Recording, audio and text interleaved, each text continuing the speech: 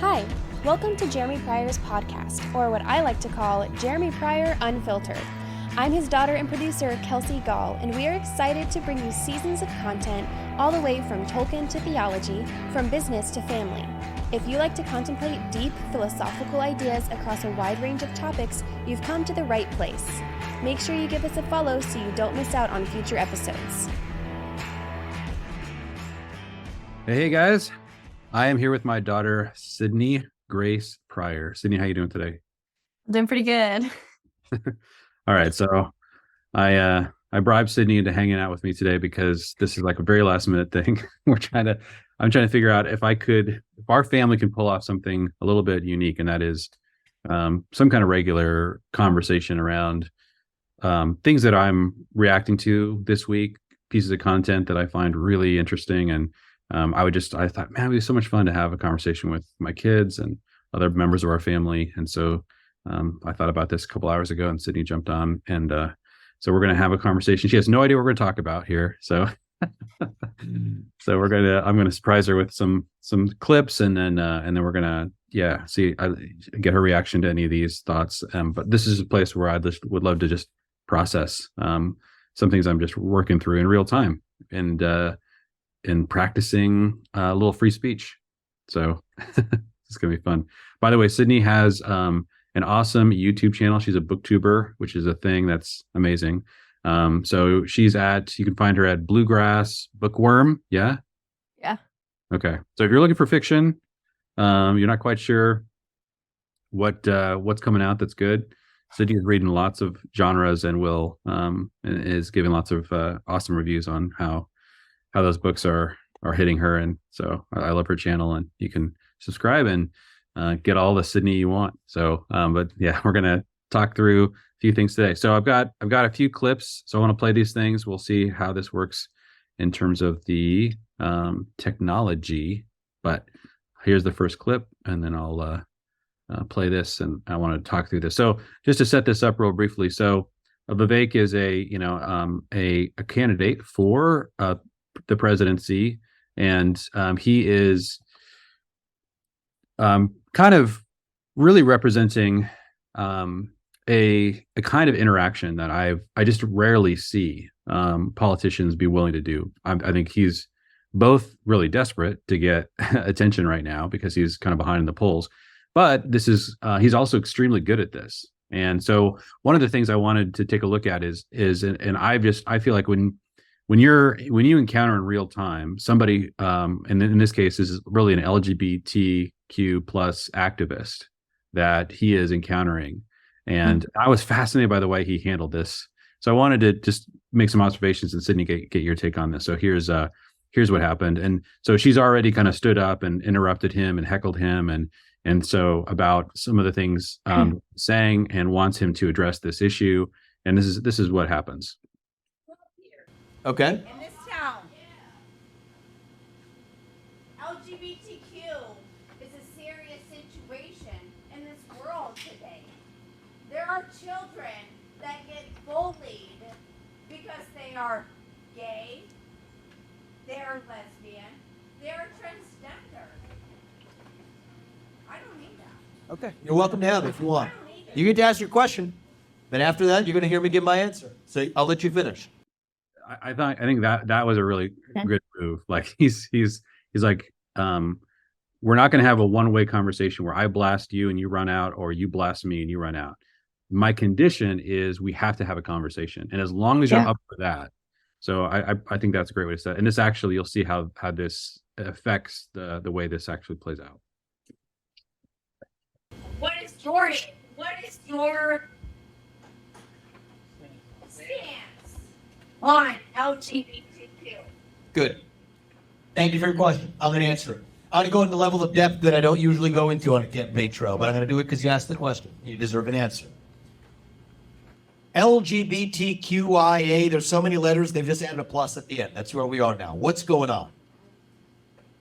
So the same movement, because if we're going to call that one thing, let's play it fair. The same movement that said that the sex of the person you're attracted to is hardwired on the day you're born. That was the premise of the gay rights movement, for it to count as a civil right. That movement is now saying that your own biological sex is totally fluid over the course of your life. Okay, this is an interesting way to start. So, and I really think this is an important place to start the conversation, is to demonstrate that there is a inherent tension within this artificial grouping, and that they actually represent two polar opposite ideas.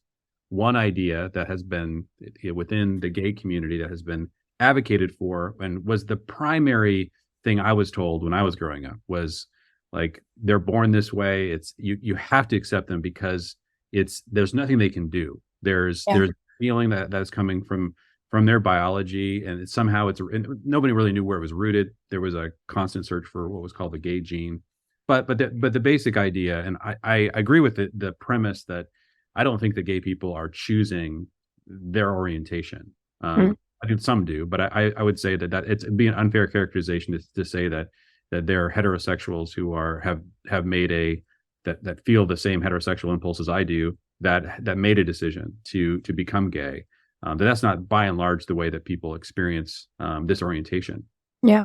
And that's really the basis of the compassion that we were being advocated on their behalf. Like, they're different than you. And there's that's a particular case that the LG was making, but the B and the T, and especially the T, is making almost the opposite case. So I think pointing out this inherent tension is really critical, and I really like the way he teases this out in this video.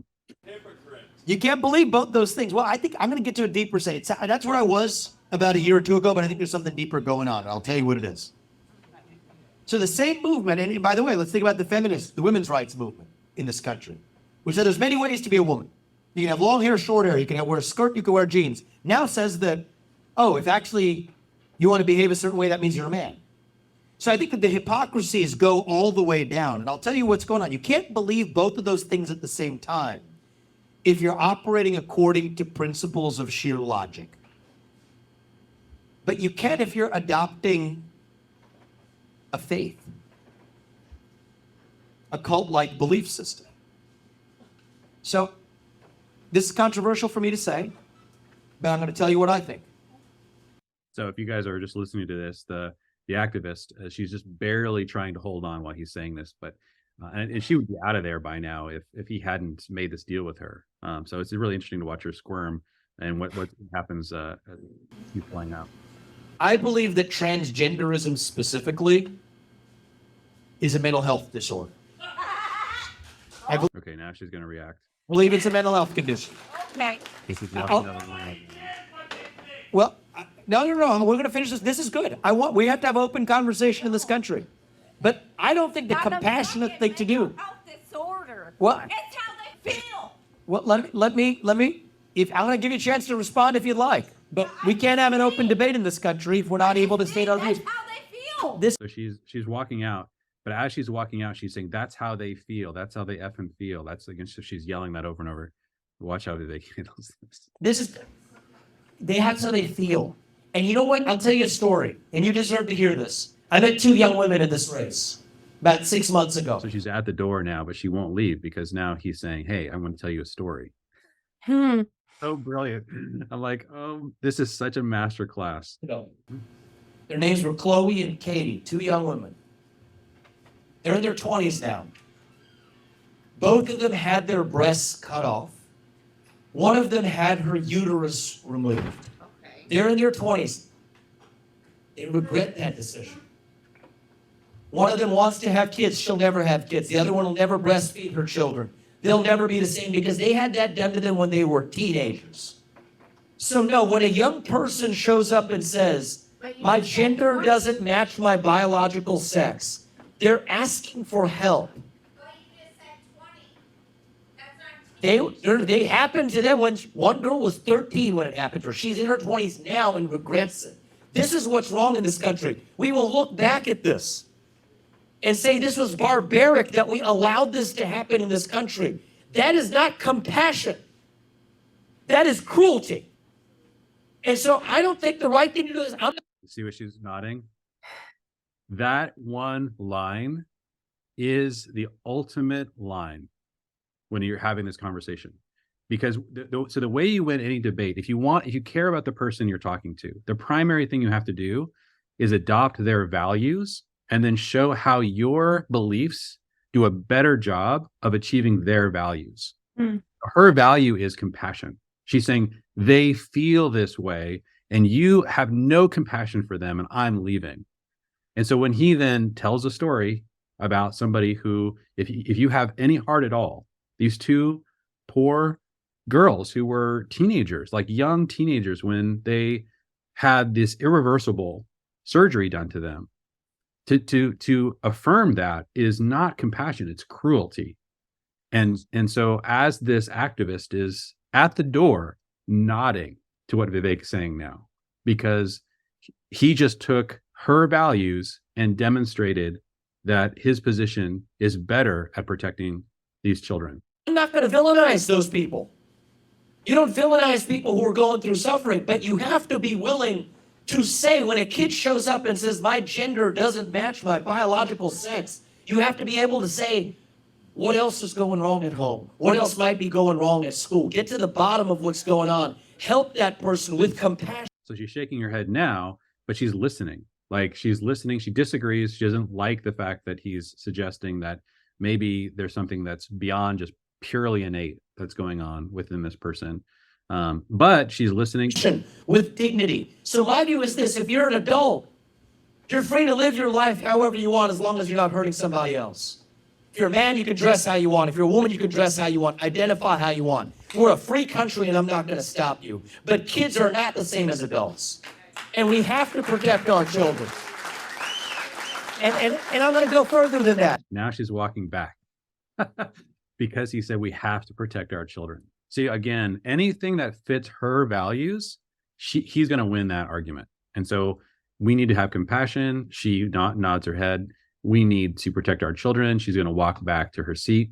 But, you know, he said some very hard things that she completely disagreed with. You know, like there's something else going on at home. Like there's something else behind. There's a mental disorder that needs to actually be addressed. She hates that idea, but she understands now that he's an ally with regards to her values, and that's what's changing everything. We can't change the way that women and men compete in sports. We can't do that.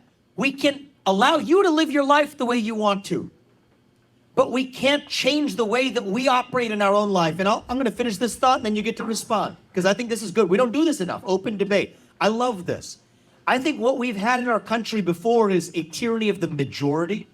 And that's what... Okay, we'll pause here. And there is a back and forth that happens. You guys can look it up on YouTube and see what happened with Vivek. But I just wanted, this is again a masterclass on how to have a conversation, a very difficult conversation in public with somebody who disagrees with you so much they're willing to walk out. So yeah, anything that stirs up for you, Sid? I mean, yeah, I feel like the whole compassion thing was so interesting because that really is what their movement is all about.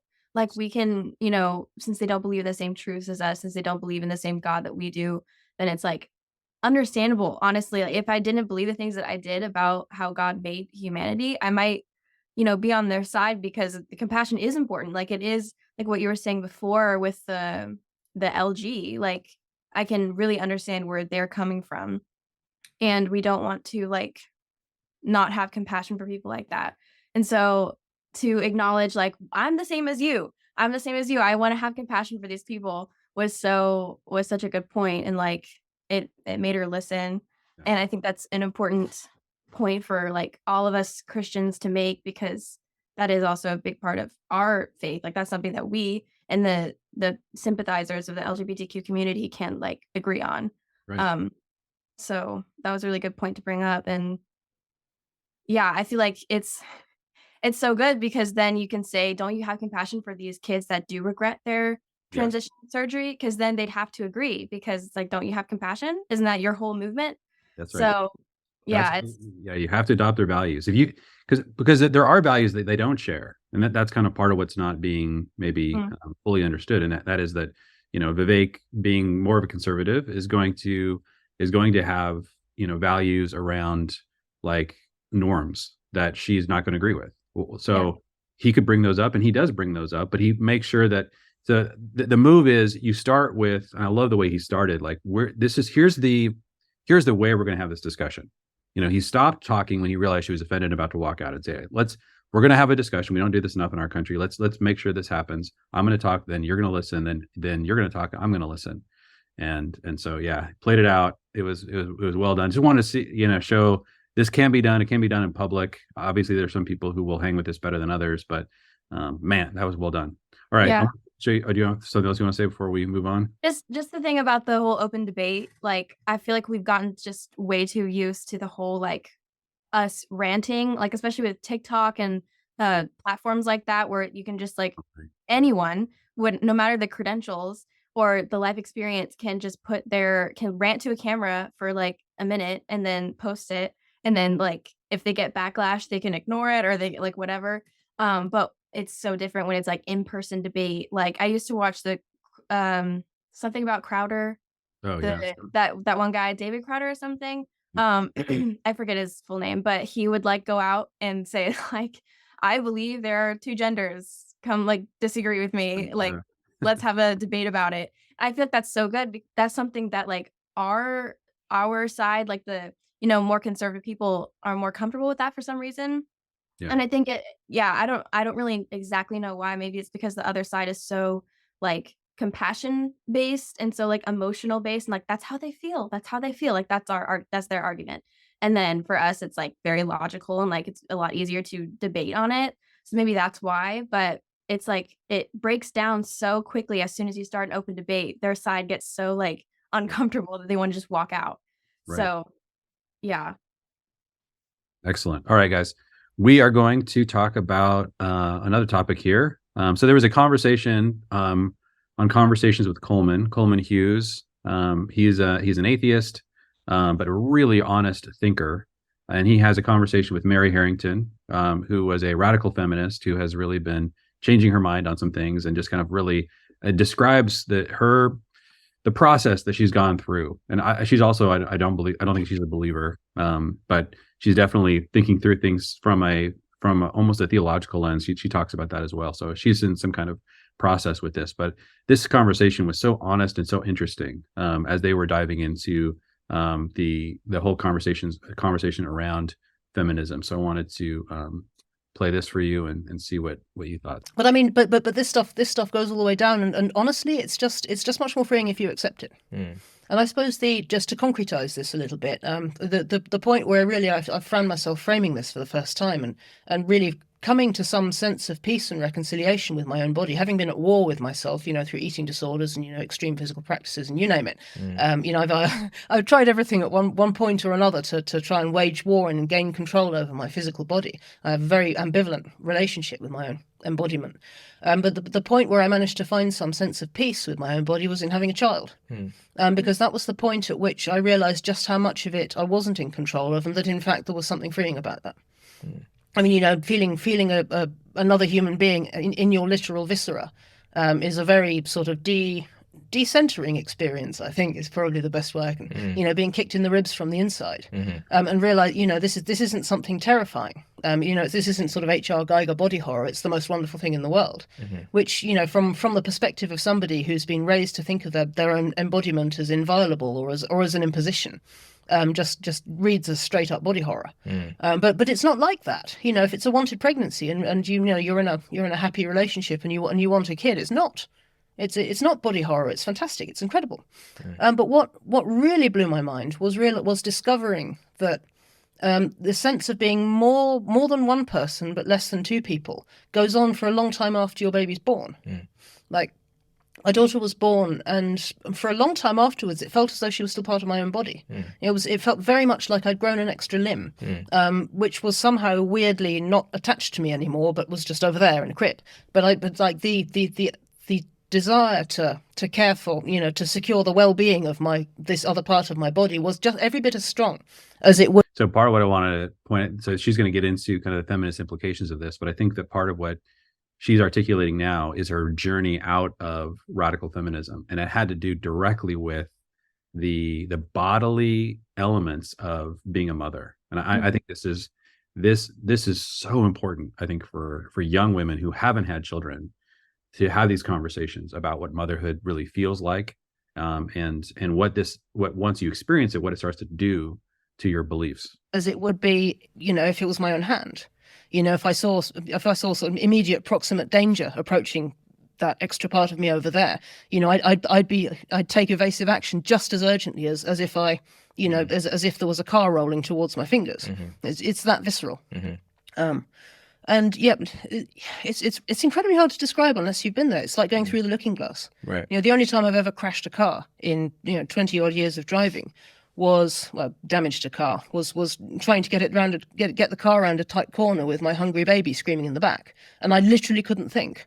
I'm not a bad driver. I'm not a perennial scratcher of wing mirrors. But on that occasion, I grazed the car going around the corner because I just couldn't think.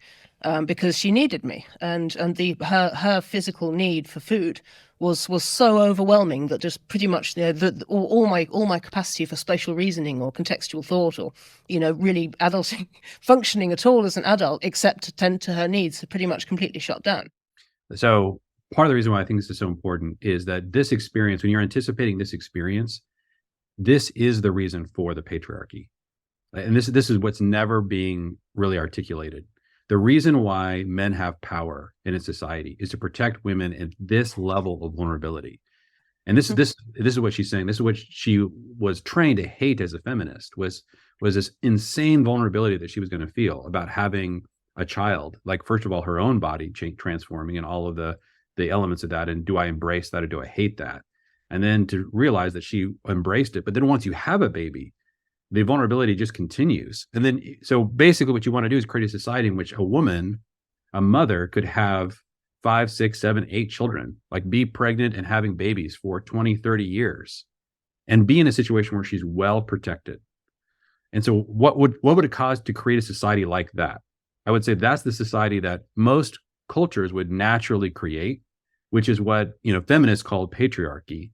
But it's really related to the vulnerabilities of women and mothers. And there's ways in which that's really been hard on women. There's ways in which men have taken advantage of that situation. But that's the root of it. And so you have to address that root whenever you think about this conversation about what kind of society we want. And this is what she's about to really get into here. And like operating heavy machinery under those conditions was just really difficult. And you try and then, the more time I spent doing this, the more I tried to map that experience back onto everything I'd internalized about what freedom meant as a condition of separateness and of freedom from obligation and of detachment from expectations or obligations or assumptions or stereotypes or any of things which might be imposed on me from the outside, which structure what I should or shouldn't do, or set expectations or demands or strictures on me. And that was always my understanding of freedom. My understanding of feminism was that it was the pursuit of that kind of freedom for women, from a position of greater disadvantage than men. Right? I'd always just taken it for granted that that's what feminism meant. And then I was like, hang on a minute, none of this maps onto what actually matters more to me than anything else in the world right now, which is tending to the needs of my newborn baby. And so if this is my experience as a mother of a newborn child, and the majority of women have children, the majority of feminism ought to be speaking to the interests of women. And if a majority of those women are mothers, how have we ended up with an ideology which is promising a type of freedom which is radically incompatible with the experience of being a mother? That's it right there. Wow. Basically, that is the problem with modern feminism.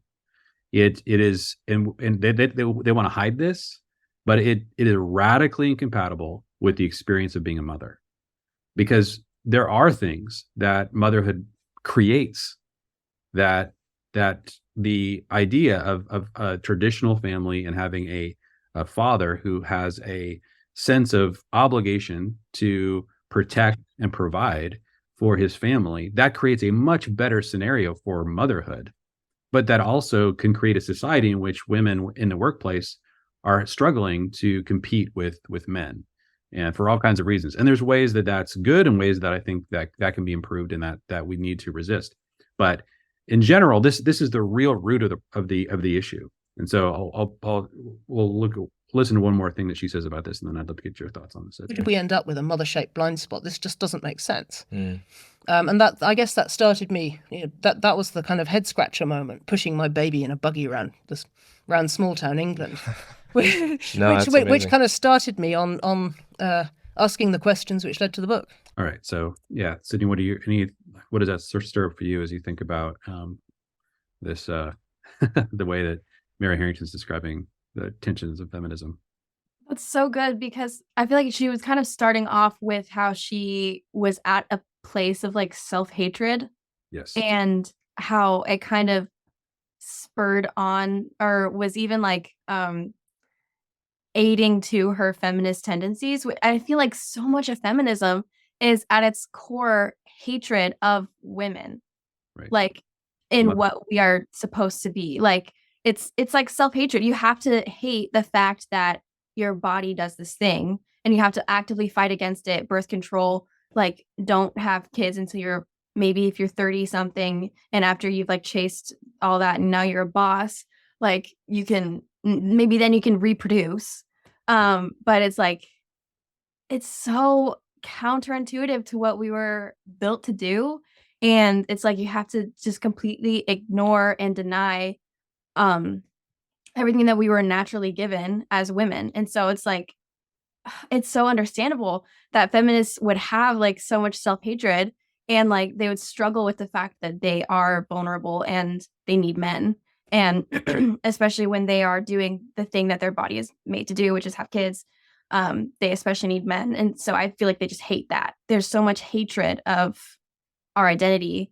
And I feel like that's so much of the core of it is they see what men have and they want it. And since they can't have it, then they start like to hate themselves and start to just deny, okay, so if men can do this, then that would mean we need to stop having kids. That would mean that we'd have to chase careers instead of marriage or family. And so they start to do that.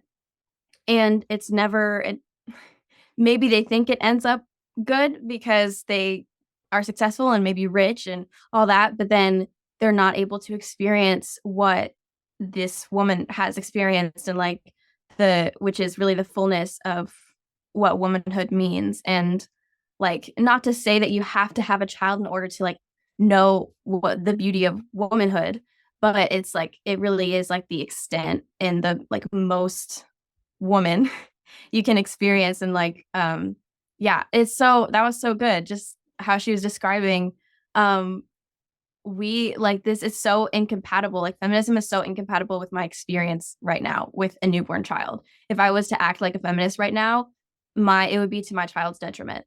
And like it would be to the next generation's detriment to carry that on. So she was like, when she was having that like logical, like, okay, so if most women have kids, and when she was like, Yes. you know, kind of like Yep. letting that thought trail out, then we need men and we can't be as aggressive in the career, like all this stuff that all the implications of that, of being a mother of a newborn child, like that's crazy. Yeah. So Yeah. that was so good. Yeah. And I want to play one more clip where kind of she frames this really interesting, which she talks about the feminism of freedom versus the feminism of care. And that if you think that the essence of a woman is freedom, then there's something about the essence of femininity that's anti-motherhood. But she really says, and she's like, it could be different for different people, but the primary way to think about the female body and the way that females are designed is for care. That's different. And she even says that in like first wave feminism, this was understood and this was promoted. Motherhood was a huge part of first wave feminism. It was really second wave feminism when first wave was really during the transformation of like women getting the vote, early 20th century. Second wave feminism in the 1960s with the birth control pill and the desire to become kind of transhuman, to really eclipse or to somehow transcend the essence of motherhood, right? To be able to have sex without any consequence, things like that. The Family Plan Calendar is the new way to keep your family team organized. Plan your rhythms, menu, household chores, and notes for the family all in one place. Visit familyteams.com to purchase. So I want to play for you one more clip here of her talking about this. Yeah, she's so articulate on this. She is. This It's just really remarkable. Again and again, they get memory hold. Somehow, again and again, those are not the women who are held up. And what I realised, the more I kind of went down the rabbit hole, is that actually the memory holding of motherhood, maternality, if you like, in feminism is actually quite recent, and it dates from the second wave. And it dates particularly to two technological transformations which both impelled the second wave. One tech transformation, which is the arrival of reproductive healthcare, quote unquote, which is to say birth control and abortion, which rapidly became the central foundations of a kind of feminism committed to flattening all of the reproductive differences between men and women. Which then has since been the dominant mode of feminism.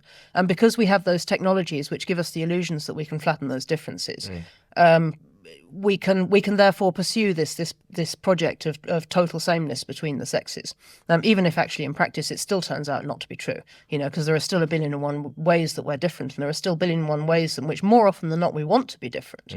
Yet the technologies exist that seem to give us that possibility, and because of that, all of those, because we have the tech that seems to fix the problem, all those feminists who prior to birth control and abortion were saying, no, actually we have to defend women's interests as the ones who give birth and the ones who breastfeed and the ones who are mothers, seemed somehow less important because we've got a tech fix for that. We don't need a social fix for that anymore.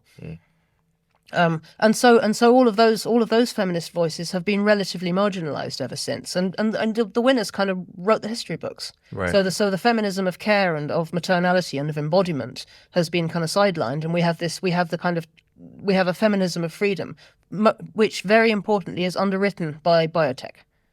And this is, and so what most people call the beginning of the sexual revolution, which is to say the arrival of reliable birth control and all the social transformations which have followed from that, I think we should understand much more accurately as the beginning of the transhumanist revolution, which is the point where we started to apply technologies to ourselves in pursuit of individual freedom.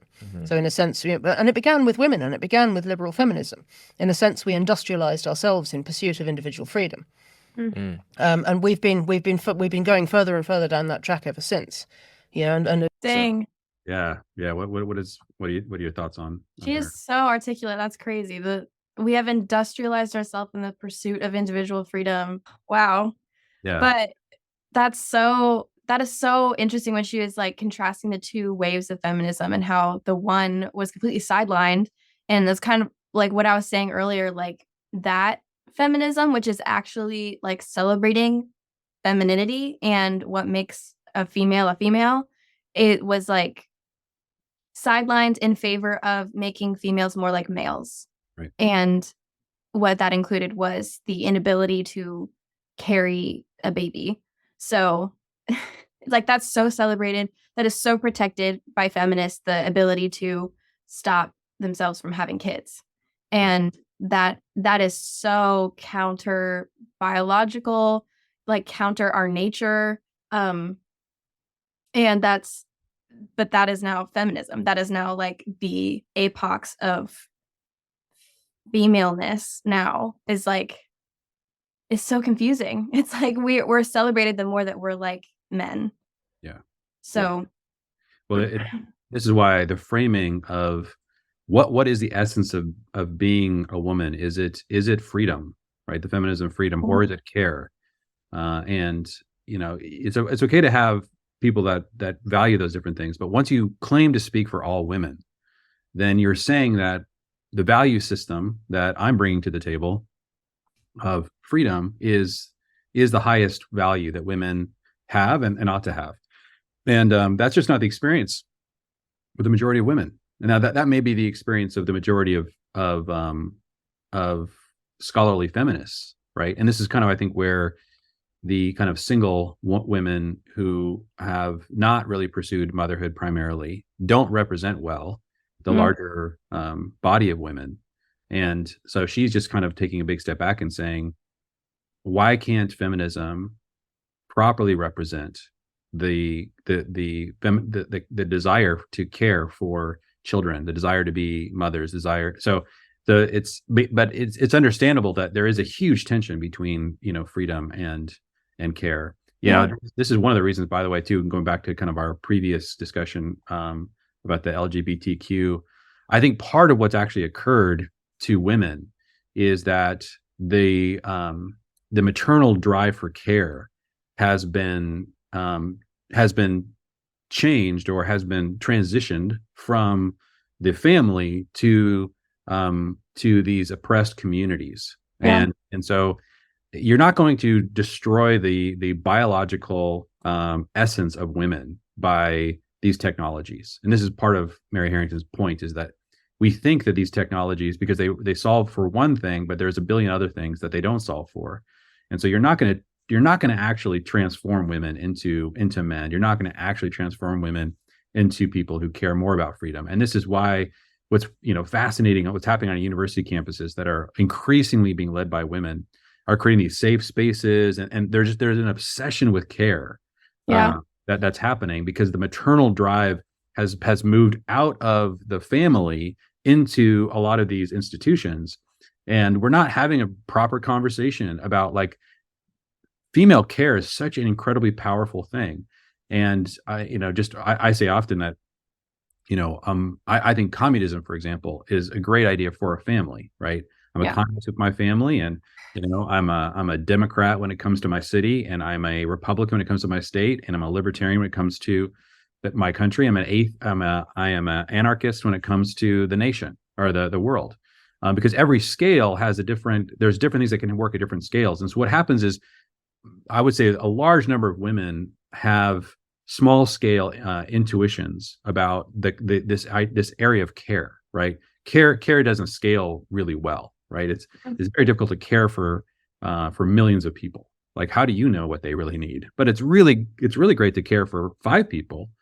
And so I think that some of those intuitions that I think are so powerful and so celebrated, so important for women in the family, are being elevated and transcended into institutions and all the way up to political ideologies. And they don't scale well at that level, but they're being pushed into these other arenas because they're being suppressed in their native arena in the family. Yeah, that's so good. If they're not caring for one thing, they're going to find something to care about. Right. So that's a good point. That's another reason, I guess, why there's so many women that are on that side. Yes.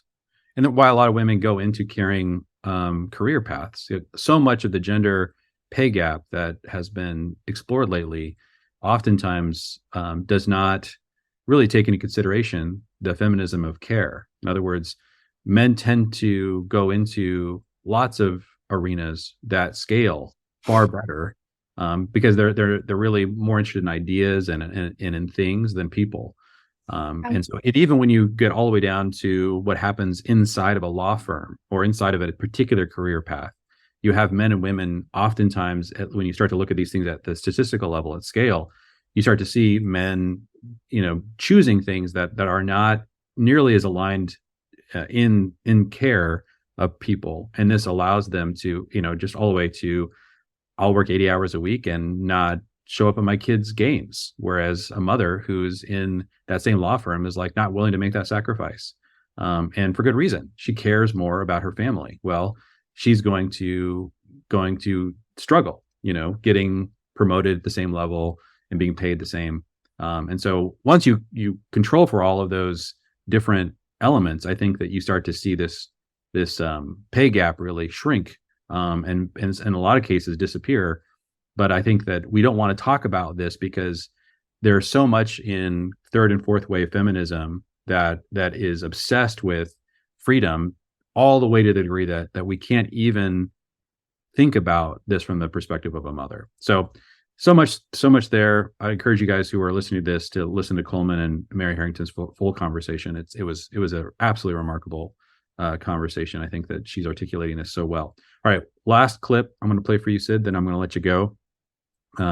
So Jordan Peterson had a conversation with one of my favorite atheist thinkers, Sam Harris, and they've had many conversations in various arenas in the past, but it's been several years since they've done a podcast together. And it was honestly a pretty disappointing podcast overall because they rehash so many of the things that Sam Harris you press a button and he just sort of like repeats these scripts. So I've heard him say these things 100 times. But there was one thing that Peterson started pressing him on that I thought was interesting, and I wanted to take a listen to this, because this is, I think, one of Harris's primary beefs with religion, and so I think it's worth considering what he's wrestling with there. So I will pull this up. Famous staff of Moses, and what he does is he uses force to compel the rocks to bring forth water. Poor Sam Harris. Jordan Peterson wants to tell biblical stories.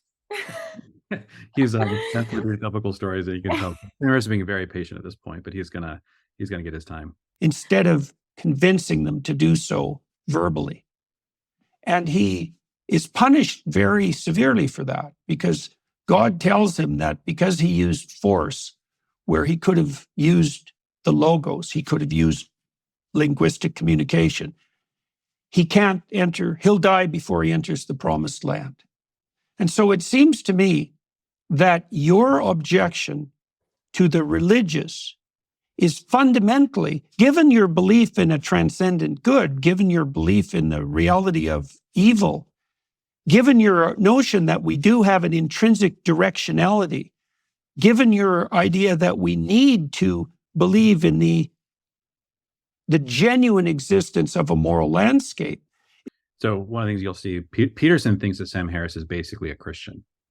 He's like one of the most, if not the most famous atheist, but he just listed 4 things that are almost impossible, basically impossible to believe if you're an atheist. But Sam Harris believes in all those things. That was established earlier in the podcast. So, but the problem is he hates religion for another reason, and they're about to get into why. Is that your objection is it's something like an objection to dogmatism per se. Yeah. Right. And then we might ask ourselves, well, and that dogmatism is the willingness of people to use the tradition to what? To derive their own benefit, to justify themselves without making the moral effort? Like, how would you go about defining that inappropriate dogmatism? Right? It's also an attempt to make the ineffable fully comprehended. Okay. What Peterson just said, they're so important. Now, Harris will not address this point, I don't believe, in his comments, but this was the most important point Peterson made about, but Harris has such a incredibly strong negative reaction in association with dogmatism. Dogmatism is basically, it's just a set of beliefs that somebody has that are so foundational that they become unquestionable. They've made a decision to say, okay, I'm not going to touch these beliefs because I'm going to choose from this point forward to build my life on these beliefs. And those are the dogmatics, and they allow you to form a particular kind of community because you can now make common cause with other people who have made a similar faith commitment to a set of foundational beliefs. And I believe this is somewhat inevitable. I'll describe this a little bit, but this does make the free inquiry of ideas, once you've made that faith-based decision to no longer question those foundational beliefs, it makes those discussions very difficult to have. And this is Sam doesn't like this because he's a brilliant thinker and he really wants to have the intellectual freedom and thinks everyone ought to have the intellectual freedom to continue to question foundational beliefs endlessly. And so it's interesting. But what Peterson said right here is that one of the reasons for foundational beliefs is to make the ineffable ineffable. It's to somehow clarify or bring to our comprehension things that are almost impossible to understand. That there's things happening so deep beneath the surface, that there's things happening so deep in the foundations of our lives, how we think, that it's there. We need dogmatics. We need foundational beliefs if we're going to live a normal life. Just because we're being constantly, these ineffable, mysterious foundational elements are still working on us, whether we believe in where they came from or not, whether or not we believe these things are. And so this is a very deep philosophical, theological kind of point. But what I want to show you is just, Harris's, how he depicts these dogmatic beliefs. Right? Because the thing about a religious totalitarian or a totalitarian of any sort is that the totalitarian will tell you that they have the truth in its final form, right? That's really the totalitarian claim. So what is it about, what do you think characterizes that fundamental dogmatism?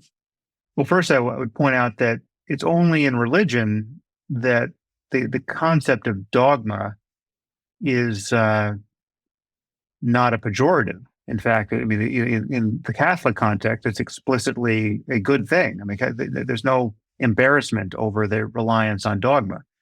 I mean, it's a Catholic term. And this is one of the ways that Harris, I think, gets himself tripped up, because he doesn't actually just work on the definitions of these words. And so he can make a claim like that. It's true that, the Catholic Church is probably one of the only institutions in the world that actually celebrates the word dogma. But how many belief systems are obsessed and have foundational beliefs that it's completely inappropriate to question? I mean, this is definitely the normal human experience, whether you're an atheist or not. In China, there's all kinds of beliefs that they're not going to let you question at the deepest level. They're not going to want to have those discussions. We built an entire civilization on these foundational beliefs, and you can go. Doesn't Islam have like pillars? Yes, yeah. Yeah, he's going to talk about that. He definitely will admit that there's other religions that are besides the Catholics. But what I don't think he does like to admit is that the irreligious people that have no organized depiction of their foundational beliefs also tend to have foundational beliefs that they've built their lives on, such that they find it difficult to question those things. So there is an explicitness that I think he's pointing out that happens within, especially very institutional Christianity like Catholicism. But everywhere else in our lives, we recognize that it is intrinsically divisive and incapable of tracking the truth, right? I mean, something that's held dogmatically is something that is held, a belief that is held in spite of the fact that there's no good evidence for it, or in fact, but held why? Opposition. But held why? No, but I want to nail this particular point. I don't want to talk about why. I'm like how ugly this is. Now, every time a child says the Pledge of Allegiance, they are giving allegiance. I mean, in our country, to foundational dogmas that they're not to question. They're simply stating as a second grader their allegiance to those things. And every society and every civilization, every culture has those things.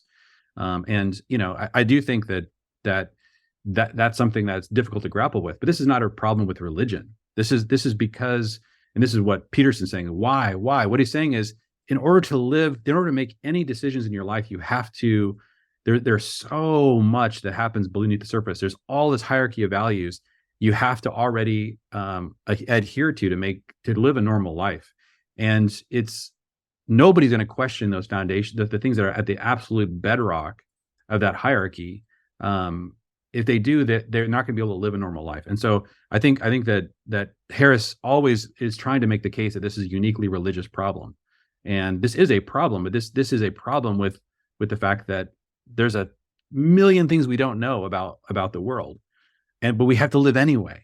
And so everyone is basing their life off of foundational beliefs in order to live from day to day. And religion offers a set of beliefs that is incredibly adaptive in many cases. And this is why a lot of people have adopted it, because we all have to adopt some set of foundational beliefs. Point down, because this is the crucial thing to recognize, in my view. We understand in every other area of our lives that this is not that this is intellectually not only not pragmatic and not helpful and not playing by the rules. It's actually indecent, right? It's the antithesis of what we admire intellectually, right? Immunity to counter evidence, no matter how compelling, is not a good thing intellectually and ethically in any secular context, right? So if I say to you, listen, that is so untrue. Again, this is where Sam Harris has so many foundational beliefs he's already granted, and Peterson earlier listed them all, listed 4 or 5 of the deepest ones that he's not questioning on a day-to-day basis. He's assuming in order to extrapolate all kinds of points that really build off of that foundation. But because it's not in a religious context, and he doesn't recognize the fact that there's basically no difference between religious dogma and foundational beliefs that anybody will hold. He's I've- also yeah. like he's equating like dogma with the rejection of possible evidence to the contrary. It's like he thinks that if anyone like has any dogmatic views, that they will be like neglecting logic and evidence and stuff. Yeah, no, they'll be incredibly defensive, and I want to explain like how that works in a minute, because he's about to describe the level of defensiveness he's so upset about that happens within religion. And there's nothing you can say to convince me otherwise. And Mhm. the more you, no matter how good your evidence gets, no matter how good your arguments get, I'm not going to want to hear it. And if you press the case, I'm going to get angrier and angrier until the possibility of having a conversation about anything fully erodes, right? That is the status quo with respect to religious sectarianism across the world. It has been that way for thousands of years, and it is still that way. Every Muslim, Christian, Jew, Mormon, Hindu, every true religious person of any denomination, to the degree that they really are truly religious, and it's a faith-based enterprise, has said in advance of any conversation on any topic, listen, there are a few core things I believe and that my children believe, and I have taught them to believe.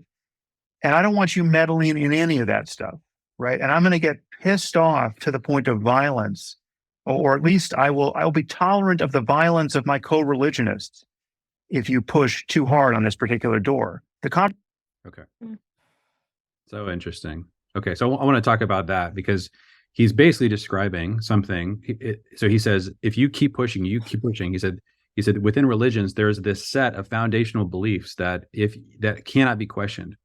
What he's actually describing is not the tension between people that are religious and people that are irreligious. He's actually describing the tension between people who are philosophically sophisticated and highly intelligent, and people that don't have the basic hardware or software to get down into that level of foundational beliefs and begin to question them at the deepest level. Right? I mean, imagine somebody with an IQ of 140, or somebody like Sam Harris talking to somebody who's got an IQ of 80 or 90, and just pummeling them at their foundational beliefs, knocking off the slats from beneath all their foundational beliefs. And what they're experiencing in those moments is not like, oh my gosh, this is evidence I've never heard of before. The problem is Bullying.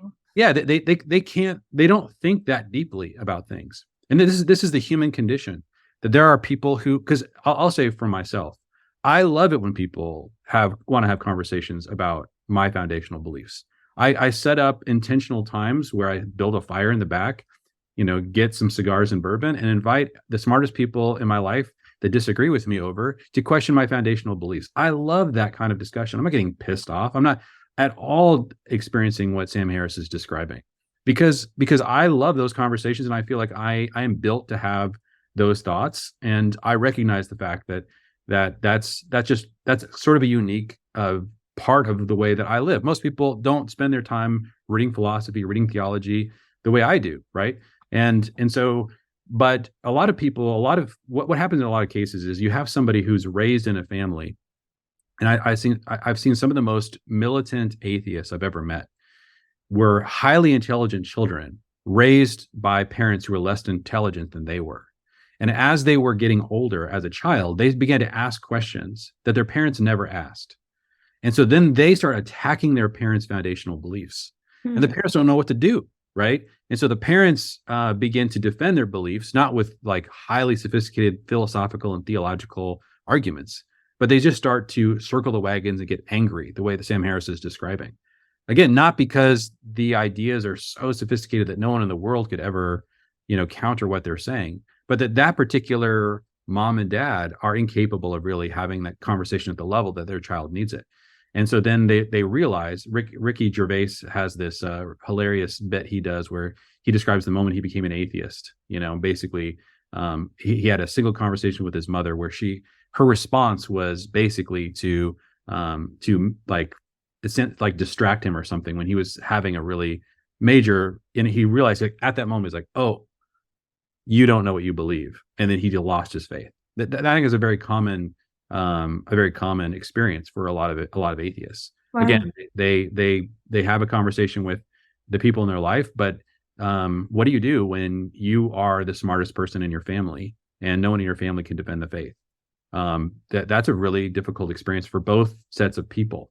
But this is not a problem uniquely with religion. Believe me, if somebody's growing up in communism and their parents are just holding on to all the foundational communist dogmas because they were trained in that, and they just defend that, and they don't understand or agree or haven't gone to school to try to defend this philosophically, and they have a child who begins to like study, democracy, and they begin to attack the families, those parents are going to get pissed off the way Sam Harris is describing, not because those parents there's no good reason in the universe for their beliefs.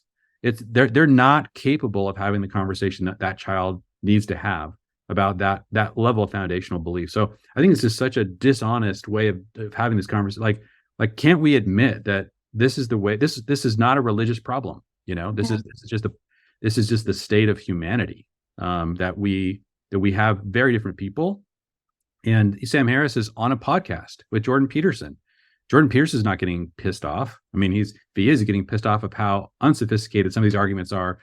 He wants to have a conversation about something totally different. Sam Harris never goes there. And it was really frustrating to listen to this, because I think Jordan Peterson desperately wanted to have a very specific conversation with Sam. It was pretty clear. And Sam would refuse to go there, which was, let's talk about the underlying reasons why we need these foundational stories, because they actually are the place from which we get all of our intuitions, all of our ideas, and your whole life, everything that you believe, everything you're saying. And there's other people that have had these debates with Sam where they've pointed this out to him, and he just tilts in some very strange way. He can't seem to understand how there's an entire set of foundational beliefs underneath which he will not question, that he just to by faith. That's what I was gonna say. Is like it's kind of hypocritical for him to say all these things when he himself is like holding so fast to his own beliefs and refusing to look at other people's.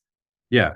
Now, he would say in his defense, well, I'm always open to new evidence. I'm always willing to have the conversation. Look at those religious people. They're not open to new evidence. They're not willing to have the conversation. And that's why I'm telling you that the reason for that is really because of his philosophical intelligence. And, I could list 100 Christians who would love to have that conversation with him about those deep beliefs and are not going to get angry.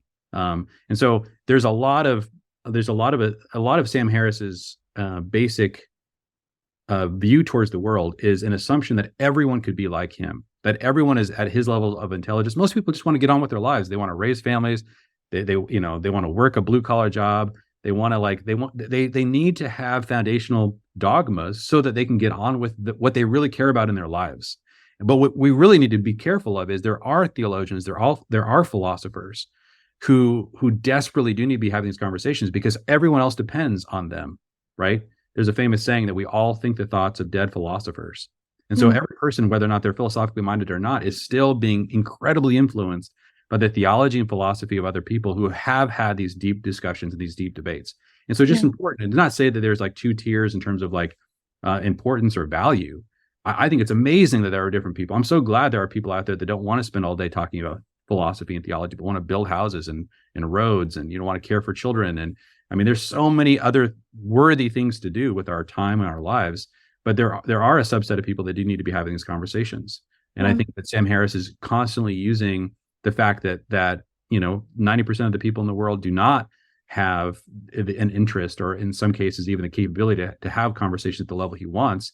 And he's essentially creating an expectation that unless 100% of the people in the world are willing to constantly allow the most intelligent person they've ever met in their lives to knock the slats out of everything they believe and just sit there and have no ability to defend themselves, but just crumble and have their entire life in the edifice of all of their beliefs just get demolished because of this person and their sophisticated arguments, that would be the best possible world to live in. And I'm like, are you not living in the real world? Like, don't you realize that there are very different kinds of people, and that would not be people are relying on each other to stay stable, right? In a world of constant challenges, constant questions. And in order to do that, we need some level of dogmatism. Everybody needs it. Everybody has it.